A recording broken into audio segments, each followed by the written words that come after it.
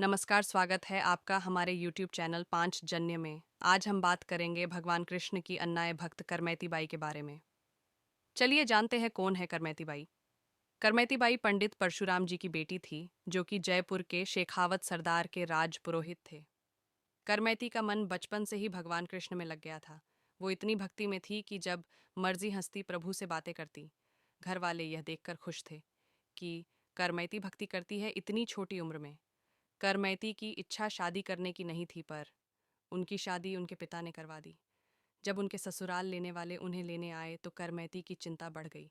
वो सोचने लगी, मैं कृष्ण के अलावा किसी और की कैसे हो सकती हूँ। बहुत सोचने के बाद वो आधी रात से घर से बाहर आई और भाग गई। वृंदावन जाने के लिए वो भागती जा रही थी। शुभा जब घर वालों को पता चला तो वह सब चिंता में पड़ गए और राजा ने उनकी मदद की और अपने गुदस्वार करमैती बाई को ढूंढने में लगा दिया।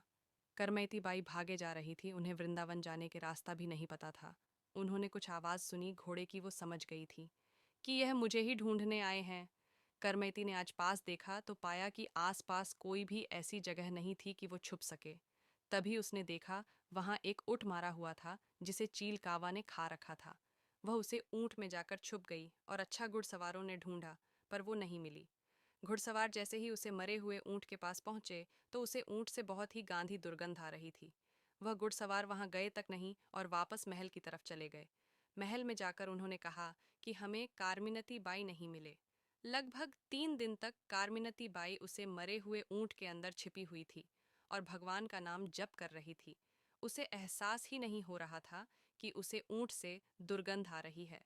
भगवान का नाम जप करते करते उसे ऊंट से दुर्गंध नहीं, सुगंध महसूस हो रही थी।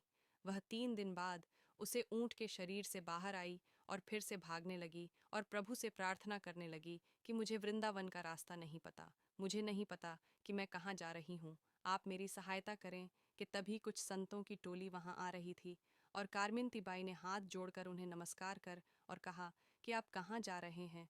तो उन्होंने कहा कि हम वृंदावन की तरफ जा रहे हैं। कारमिनती बाई को साथ मिल गया और वह वृंदावन चली गई।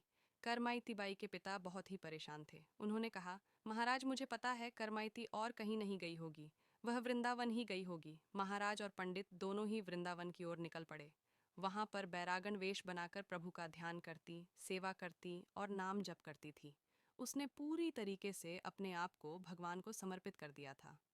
जब कारमिनती बाई के पिता वृंदावन पहुंचे तो उन्होंने वृंदावन वासियों से पूछा कि आपने कारमिनती को देखा है।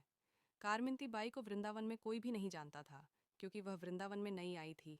कि तभी पंडित जी पेड़ पर चढ़े और उन्होंने पेड़ पर चढ़कर देखा कि नदी किनारे एक स्त्री बैठी हुई है, जिसने भगवा कपड़े पहने हुए हैं। वह उठ उतरे और उन्होंने पुणे नदी के पास जाकर देखा कि वह तो कारमिनती है।